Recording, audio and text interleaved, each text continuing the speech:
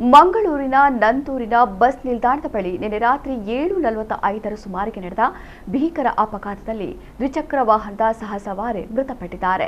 ಬಲ್ಲಾಳ್ ಬಾಗ್ ನಿವಾಸಿ 26 ವರ್ಷದ ದೀಪ್ತಿ ಮೃತಪಟ್ಟವರು.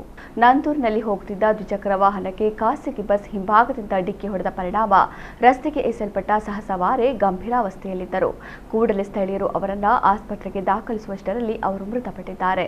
ಸ್ಕೂಟರ್ ಸವಾರ ಕಿಶೋರ್ ಗಾಯಗೊಂಡಿದ್ದು ಆಸ್ಪತ್ರೆಗೆ ದಾಖಲಿಸಲಾಗಿದೆ. ಬಸ್ ಮತ್ತು ಸ್ಕೂಟರ್ ಶಿವಭಾ ಕಡೆಯಿಂದ ನಂತೂರು ಕಡೆಗೆ ಹೋಗುತ್ತಿದ್ದವು. ನಂತೂರು ಬಸ್ ನಿಲ್ದಾಣದ ಬಳಿ ಸ್ಕೂಟರ್ಗೆ ಬಸ್ ಡಿಕ್ಕಿಯಾದಾಗ ಸ್ಕೂಟರ್ ಬಸ್ನಡಿ ಬಿದ್ದು ಸಹಸವಾರಿಯ ಮೇಲೆಯೇ ಬಸ್ಸಿನ ಟೈರ್ ಹರಿದು ಹೋಗಿದೆ.